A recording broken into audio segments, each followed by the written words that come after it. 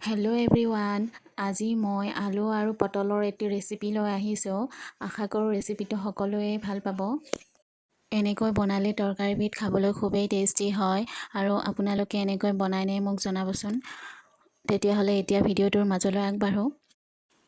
মই প্ৰথমে এটা পেন গৰম হ'বলৈ দিছোঁ আৰু পেনটো গৰম হোৱাৰ পিছত 4 চামুচমান তেল ঢালি দিছোঁ। এতিয়া আগতে কাটি লোৱা পটলৰ টুকুৰাকেইটা মই ফ্ৰাই কৰি ল'ম। মই পটলকেইটা ভিডিঅ'টোত দেখুওৱা ধৰণে 4 টুকুৰাকৈ কাটিছোঁ। আপোনালোকেও এনেকৈ কাটি ল'ব পাৰে। আৰু এতিয়া মই এইখিনি ধুনীয়াকৈ ফ্ৰাই কৰি ল'ম।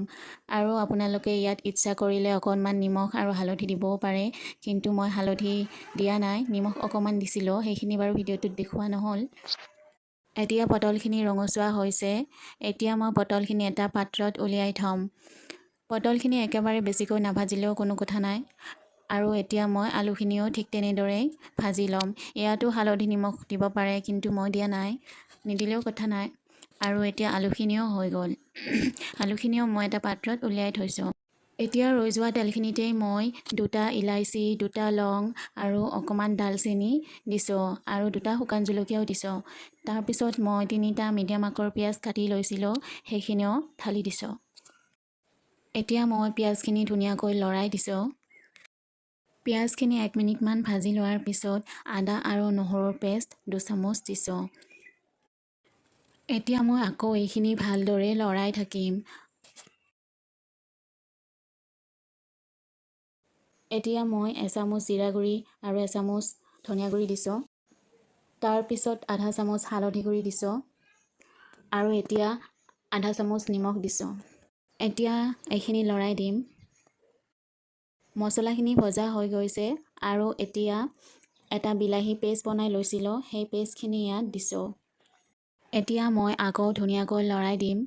এনেকৈ 2 মিনিটমান লৰাই মই ধুনীয়াকৈ ভাজি ল'ম। এতিয়া 2 মিনিট হৈ গ'ল আৰু বিলাহীখিনিও ধুনীয়াকৈ ভজা হৈ গৈছে। আৰু এতিয়া মই ইয়াত 3 কাপ গৰম পানী এড কৰিছোঁ। আৰু ইয়াত আপোনালোকে ৰেড চিলিও ব্যৱহাৰ কৰিব পাৰে, কিন্তু মই ৰেড চিলি ব্যৱহাৰ কৰা নাই। এতিয়া ধুনীয়াকৈ উতলিছে আৰু এতিয়া আগতেই ভাজি লোৱা পটল আৰু আলুখিনি ইয়াত দিছোঁ। এতিয়া মই আকৌ লৰাই দিম। ইয়াৰ পিছত মই এখন ঢাকনি মাৰি 5 মিনিটৰ বাবে মিডিয়াম ফ্লেমত সিজিবলৈ দিম। 5 মিনিট পিছত ঢাকনি গুচালোঁ আৰু এইখিনি ধুনীয়াকৈ সিজি গৈছে। আপোনালোকে যদি পানী কমকৈ ৰাখিব বিচাৰে তেনেহ'লে অকণমান সময় এনেদৰেই উতলি থাকিব দিব পাৰে। মই এনেকৈ আকৌ 2 মিনিট উতলি থাকিবলৈ দিম, তেতিয়া পানীখিনি শুহি যাব। এতিয়া 2 মিনিট হৈ গ'ল আৰু এয়া খাবলৈ একেবাৰে ৰেডি হৈ গৈছে।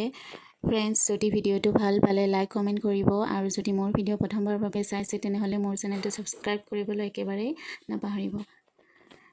ভিডিঅ'টো শেষলৈকে চোৱাৰ বাবে অশেষ ধন্যবাদ।